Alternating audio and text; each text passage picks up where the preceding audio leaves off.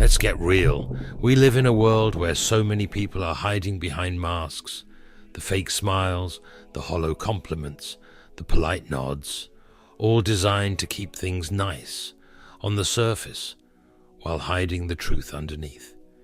If you've ever been on the receiving end of this, you know how frustrating it can be. It's hard to tell if someone really cares about you, or if they're just putting up a front to avoid an uncomfortable conversation. What's worse is when you've invested your time, energy, and emotions into someone, only to find out later that they never really liked you in the first place. Maybe they tolerated you, or worse, they were secretly hoping for your failure. This isn't just a social problem, it's a spiritual one too. We are called by God to live in the truth, and that means recognizing when people are not being genuine with us. The Bible is clear in 1 Corinthians 15:33. Do not be misled. Bad company corrupts good character. This verse is a stark reminder that the people around us can influence our lives in powerful ways. C.S. Lewis wrote in The Four Loves, affection is responsible for 9/10 of whatever solid and durable happiness there is in our lives. But what happens when that affection is feigned or insincere? We can either be built up or torn down, depending on who we allow into our circle. So, today let's dive deep into the signs that someone might secretly dislike you but is hiding it, and how we can respond in a way that reflects the truth of God. In a world filled with superficial connections and broken relationships, we need wisdom from the Word to help us navigate these situations. And yes, this might be uncomfortable to hear, but it's far better to face the truth now than to continue living in denial. As C.S. Lewis said in The Problem of Pain, we can ignore even pleasure, but pain insists upon being attended to. Let's walk through some common signs that someone is hiding their true feelings and how we can address these situations biblically. Sign number 1, jokes that hurt our wounds in disguise. Let's start with something most of us have experienced, jokes at our expense. We've all had that friend who loves to crack jokes, especially when the joke is on us. They pick at our quirks, our flaws, our mistakes, and laugh it off as harmless fun. They say, "I'm just messing with you," or "Lighten up, can't you take a joke?" But let's pause here for a moment. Is it really just a joke, or is there something more going on? When I was younger, I had a friend who constantly joked about the way I spoke. It started off small, little jabs here and there. At first I laughed along, thinking it was just friendly banter, but as time went on, I noticed a pattern. The jokes were always aimed at my weaknesses, never my strengths. Every time I'd bring up a new idea or share something I was excited about, he'd have a sarcastic remark ready to go.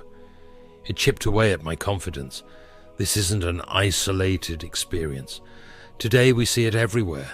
Whether it's a co-worker who subtly undermines you during meetings, a family member who constantly points out your flaws, or even friends who make you the butt of every joke in social gatherings. On social media, we've normalized this kind of behavior with memes and sarcastic comments. It's become trendy to roast each other, but there's a fine line between playful teasing and emotional harm. The Bible tells us in Proverbs 18:21, "The tongue has the power of life and death, and those who love it will eat its fruit." Words have immense power. C.S. Lewis warned in The Weight of Glory that there is no neutral ground in the universe.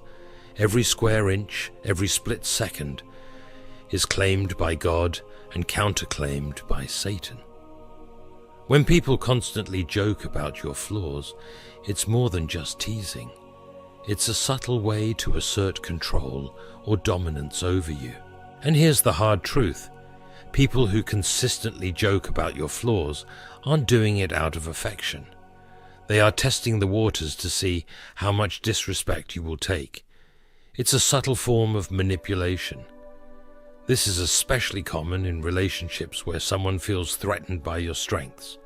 They will downplay your achievements, undermine your confidence, and all of it will be disguised as just a joke. This issue is especially prevalent in workplaces today. A lot of times you'll see this dynamic play out in meetings where someone will dismiss another person's idea with a joke or sarcastic comment.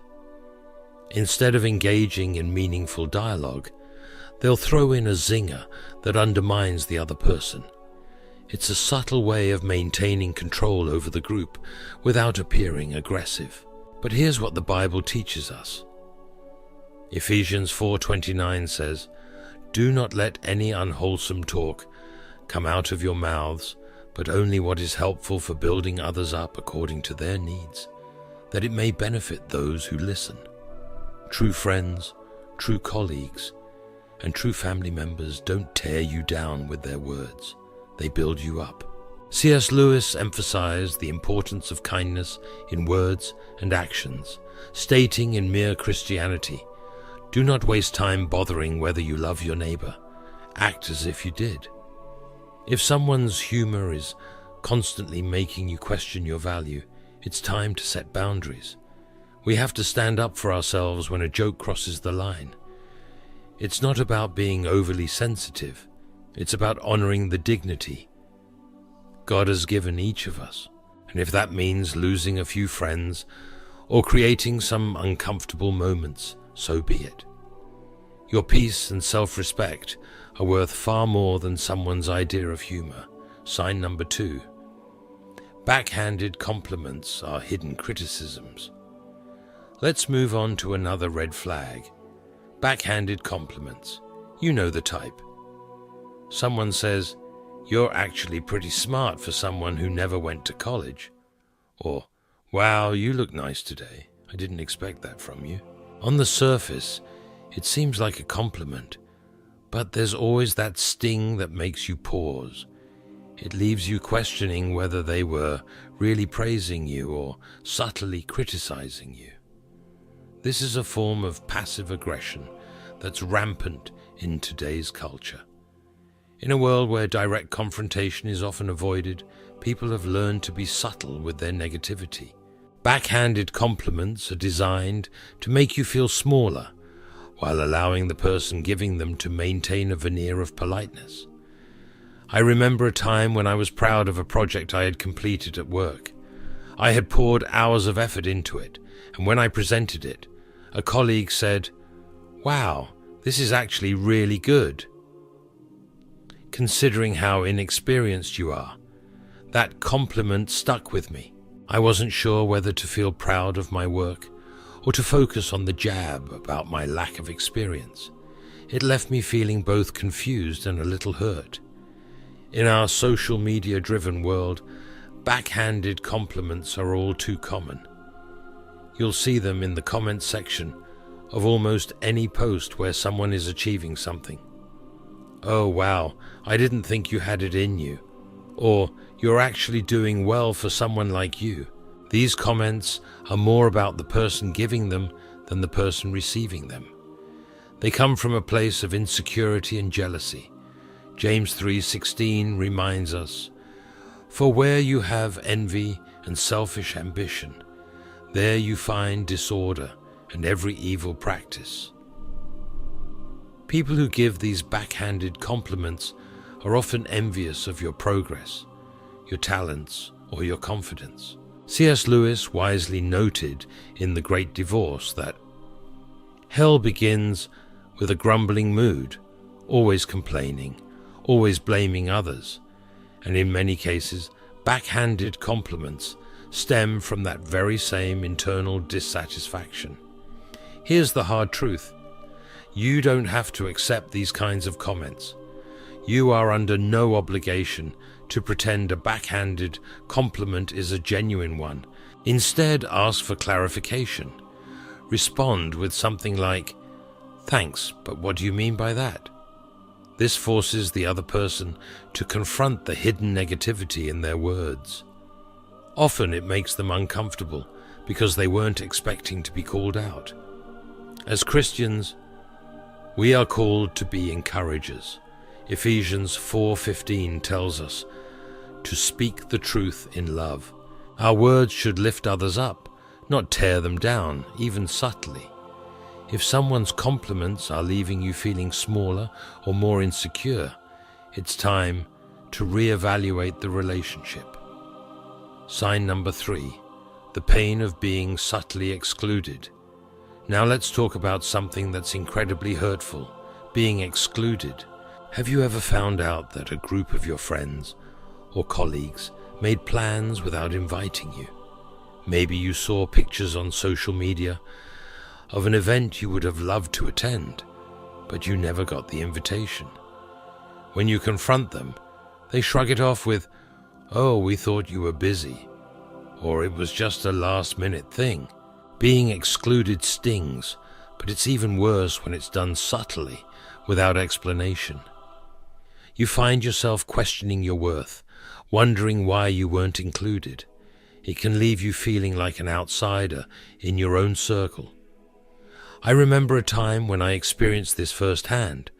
I had a group of friends I spent time with regularly. We would go out, have fun, and make memories. But over time I started noticing that they would hang out without me. They make plans and forget to invite me. When I confronted them, their excuses felt shallow. "Oh, we didn't think you'd want to come." Or, "It was just a small thing, no big deal." But here's the thing. These exclusions were not accidental. They were deliberate. It's one thing to be left out once or twice. It's another to be consistently excluded. Social exclusion is often a passive-aggressive way for people to distance themselves from you, without having to confront you directly. We see this behavior all the time, especially in workplaces, schools, and even churches.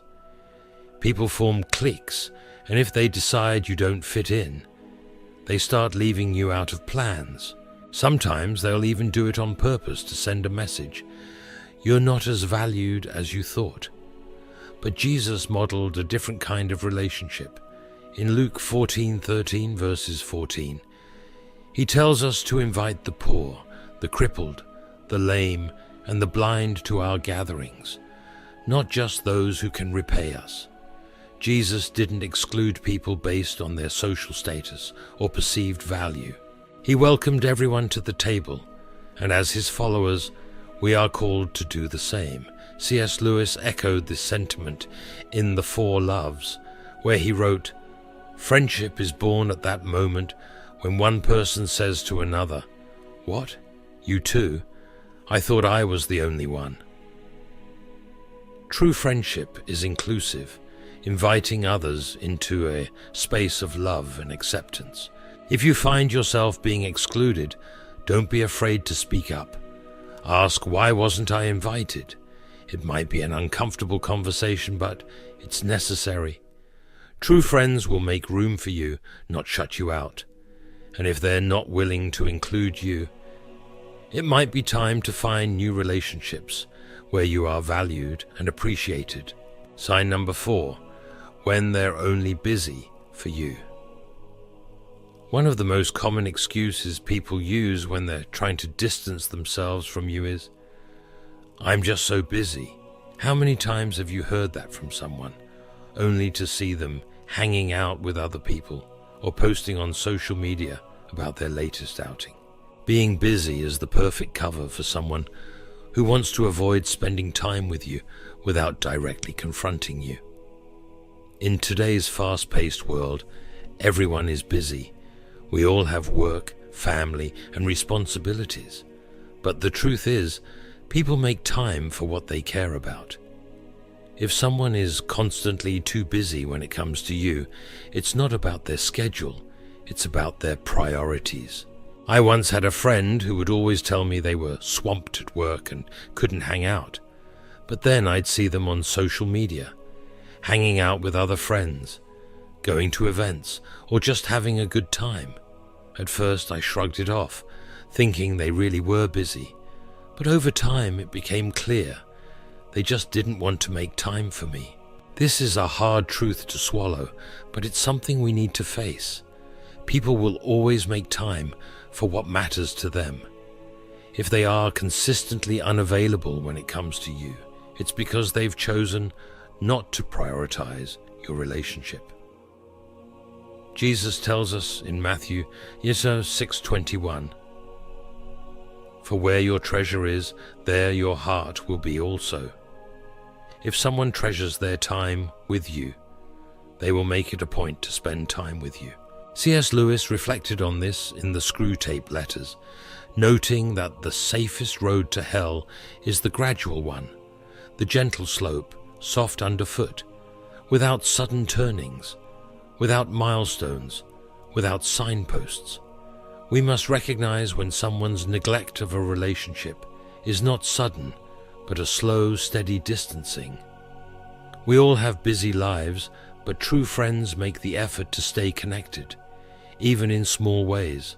A text, a phone call, a quick coffee meetup.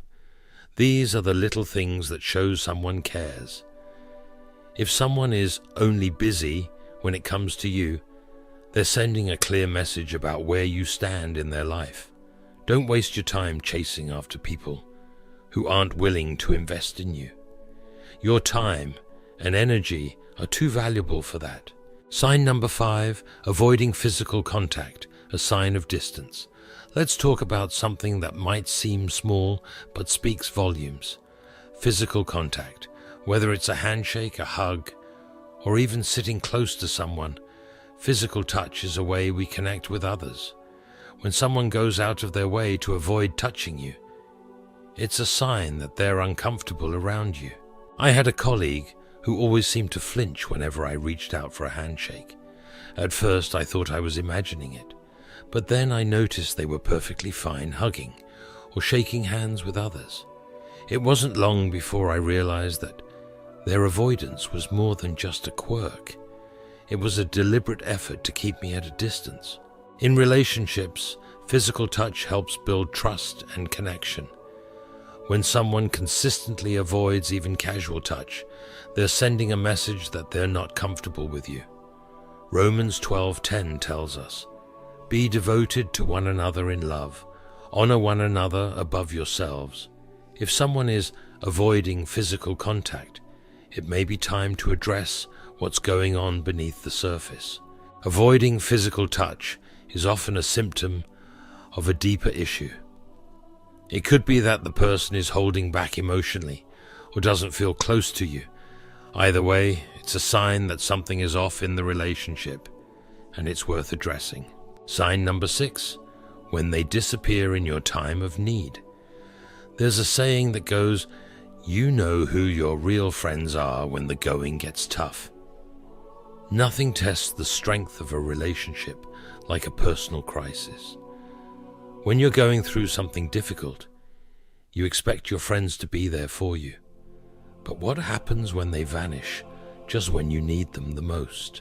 I went through a difficult season in my life and reached out to friends I had always been there for in the past. But when I needed them, they were nowhere to be found. They had every excuse in the book. "I'm just really busy," or "I'll check in with you later." But they never did. The Bible tells us in Galatians 6:2, "Carry each other's burdens, and in this way you will fulfill the law of Christ." True friends support each other, especially during tough times. C.S. Lewis, in The Four Loves, emphasized the importance of loyalty in friendships, stating, "Is any pleasure on earth as great as a circle of Christian friends by a good fire?" If someone disappears when you need them, it's not just inconsiderate. It's a sign that they're not invested in the relationship. We need friends who will stand by us during the storms of life, not just the sunny days. If someone consistently fails to show up when you need support, it's time to reassess the relationship. Surround yourself with people who are there for you, no matter what. Sign number 7, Gossip, the ultimate betrayal. Finally, let's talk about one of the most damaging forms of hidden dislike: gossip. Gossip is like a poison that spreads quickly, destroying trust and relationships in its path. When someone you consider a friend gossips about you behind your back, it's not just hurtful, it's a betrayal. I once confided in someone I thought was a close friend about something personal. Within days, I heard my story circulating in twisted, exaggerated versions. The person I trusted had turned my vulnerability into gossip for others. Proverbs 16:28 says, "A perverse person stirs up conflict, and a gossip separates close friends." Gossip is never innocent. It's a betrayal that destroys the foundation of trust in any relationship. If someone is gossiping about you, it's a clear sign that they don't respect you, no matter how friendly they act to your face. As Christians, we are called to build each other up, not tear each other down. If you discover that someone has been gossiping about you, confront them. And if they continue to betray your trust, it might be time to distance yourself from that relationship. C.S. Lewis once remarked, "The next best thing to being wise oneself is to live in a circle of those who are." As we wrap up, I want to remind you of something important. You are valuable. Your time, your energy, and your emotional investment are precious gifts, and they shouldn't be wasted on people who can't appreciate you. Jesus said in Matthew 7:6, "Do not give dogs what is sacred. Do not throw your pearls to pigs." In other words, don't waste your time on people who don't recognize your worth. If you've seen any of these signs in your relationships, jokes that hurt, backhanded compliments, subtle exclusion, constant busyness, avoiding contact, disappearing in times of need, or gossip, don't ignore them. Address them head on. Set boundaries, have tough conversations, and if necessary, walk away from relationships that aren't healthy. God wants you to live in truth, in love, and in healthy relationships. Surround yourself with people who reflect His love, who lift you up, and who help you grow in your faith. C.S. Lewis understood the need for nurturing relationships, stating in Mere Christianity, "Love is not affectionate feeling, but a steady wish for the loved person's ultimate good as far as it can be obtained." Remember, life is too short to waste on relationships that drain you instead of building you up. Stand tall, speak the truth in love, and walk in the peace that comes from knowing your worth in Christ. Thank you so much for watching. If this message spoke to your heart and resonated with what you're going through, please don't forget to like, share, and subscribe. Your support helps us reach more people with God's truth. Together we can encourage others to live authentically, rooted in love and faith. Stay blessed and remember that you are valued and loved by Christ. See you in the next video.